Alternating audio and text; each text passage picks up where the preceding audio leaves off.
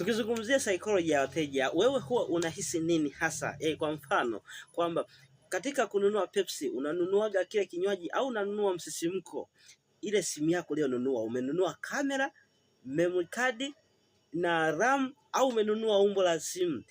Kuhusiana na nguo yako kama hii, umenunua yani toleo jipya au umenunua kitu ambacho kinastiri mwili wako? Kwa nini simu mara nyingi kila simu ikija toleo lake lazima iwe na bei ghali? Hata wewe bidhaa yako unaweza ukaiweka katika mtiririko huo endapo utapata mafunzo ya kujifunza. Kanyerere Business Hub anaandaa sasa kozi ya kuja kufundisha watu kuuza bidhaa zao kwa kutumia Facebook na WhatsApp. Nitaanza nazo hizo. Ni program ambayo naiandaa kuja kufundisha watu kuuza bidhaa. Hata kama mtu bidhaa zako zinatoka Dar es Salaam, unaweza ukawa na sample ndani ukawa unafanyia content. Pale ni akili moja kutoka kujifunza content. Wewe unahisi hasa utafeli na hilo nalo?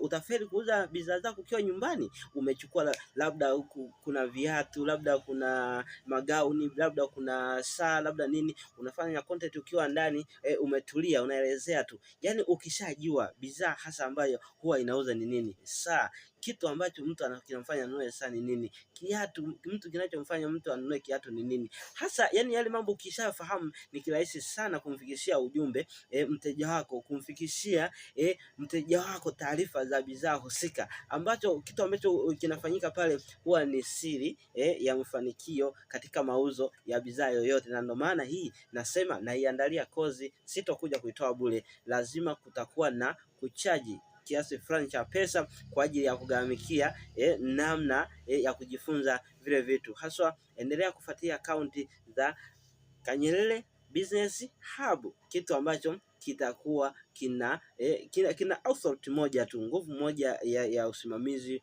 wa wazo lako, biashara yako, na pia kuendelea kutoa tips na mchango wa kuongeza katika biashara yako. Asante na karibu sana.